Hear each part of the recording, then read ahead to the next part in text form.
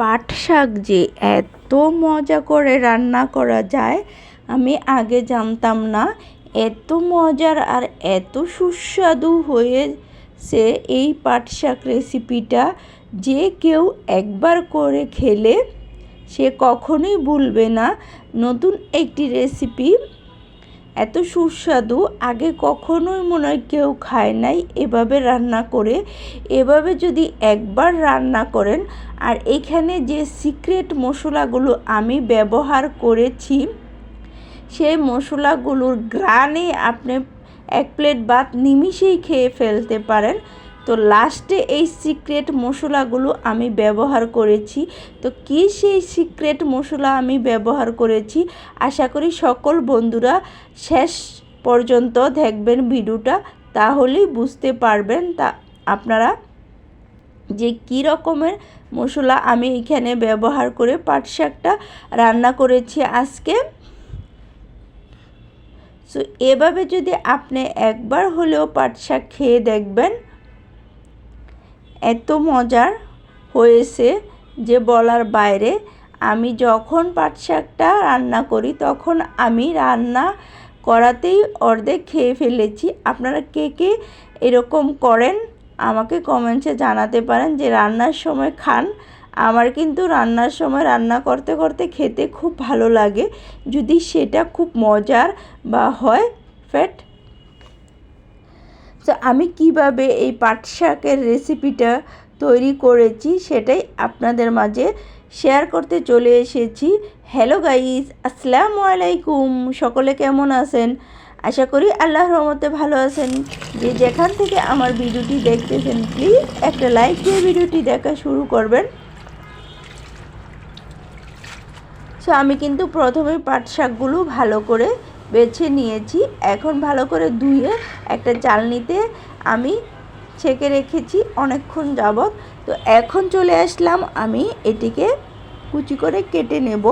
শাকগুলোকে আপনারা চাইলে ছোট করেও কাটতে পারেন, আবার আরও ছোট করেও কাটতে পারেন, আবার বড় করেও কাটতে পারেন। তো আমি ঠিক এভাবেই কেটে নিচ্ছি। তো যার যেরকম পছন্দ সে কিন্তু ঠিক সেরকমভাবেই কেটে নিতে পারে,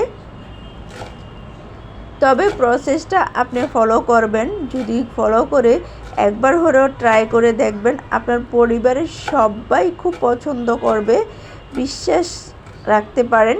একবার হলেও এভাবে ট্রাই করবেন। পাট শাক তো অনেকে অনেকভাবে খেয়েছেন, কিন্তু এত মজারভাবে কিন্তু কেউ কখনো মনে হয় না খেয়েছেন এভাবে রান্না করে।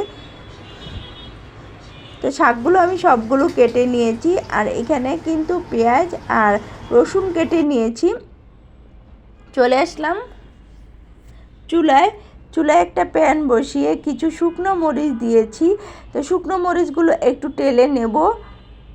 শুকনো মরিচ টেলে দিয়ে দিলাম কালো জিরাগুলো আমি টেলে নেব হালকা। তো এই গরম দাওয়াতে কিন্তু কালো জিরা টালা হয়ে যাবে, তাই আমি সাথে সাথেই নামিয়ে নিয়েছি। তো এটি একটু ঠান্ডা হলেই কিন্তু একদম মুচমুচে হয়ে যাবে। আর এদিকে আমি শাকটা বসিয়ে দিলাম সিদ্ধ লবণ দিয়ে। এখন সিদ্ধ বসিয়ে দিয়েছি, এখন সিদ্ধ হতে থাক। আর ওই দিক দিয়ে আমি মশলাটা তৈরি করে নেব এখন। তো সিক্রেট মশলা দেখার জন্য কিন্তু লাস্ট মুহূর্তে আপনাদের অপেক্ষা করতে হবে। তো শাকটা কিন্তু আমার সিদ্ধ হয়ে যাচ্ছে, আর ওইদিকে কিন্তু আমি যে মশলাটা করব, যে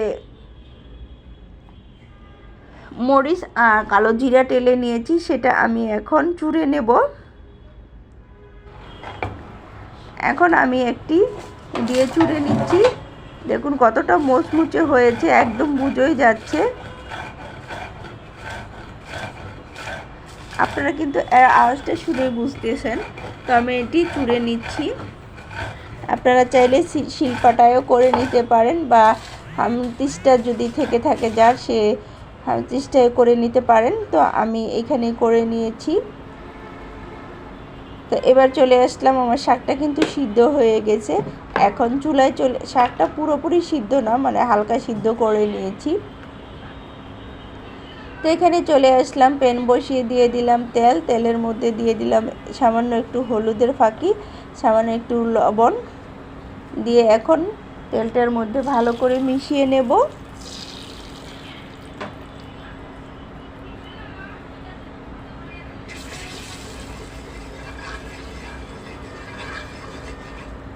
এ পর্যায়ে কিন্তু তেলটার মধ্যে আমি ভালো করে মিশিয়ে নিয়েছি, নিয়ে এখন দিয়ে দেব এইখানে চিংড়ি মাছ, কিছু ছোট চিংড়ি, আপনারা চাইলে বড় চিংড়িও দিতে পারেন, তবে এটা ছোট চিংড়ি দিয়ে ভালো হয়।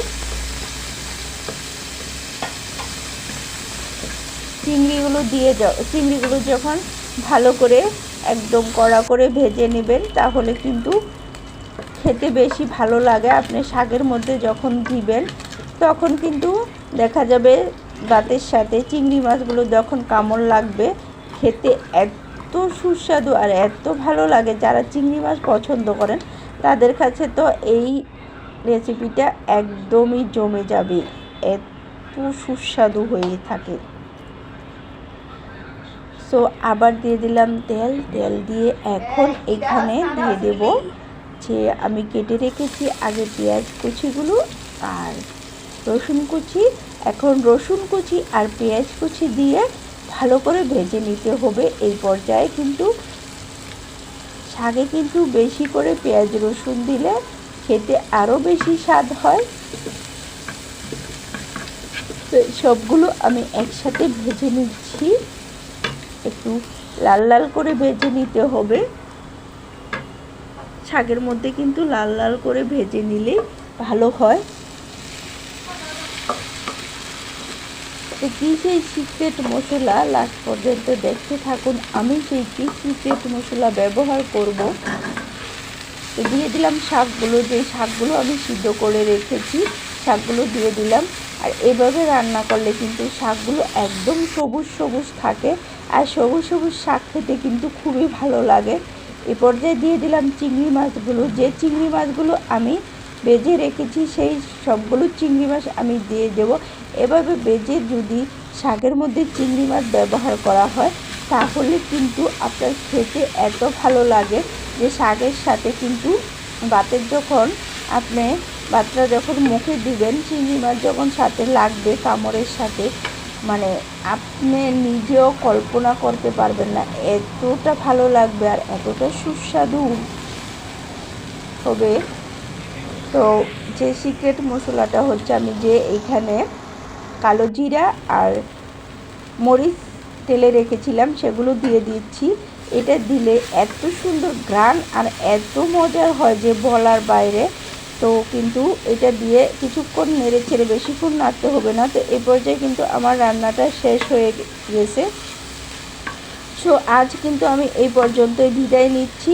সবাই ভালো থাকবেন, সুস্থ থাকবেন, আর আমার রান্নাটা কেমন হয়েছে কমেন্টে জানাতে ভুলবেন না। সবাইকে অসংখ্য অসংখ্য ধন্যবাদ। সবাই সবার জন্য অনেক অনেক দোয়া করবেন, সবার জন্য অনেক ভালোবাসা ও শুভ কামনা রইল। সবাইকে আল্লাহ হাফেজ, আসসালামু আলাইকুম।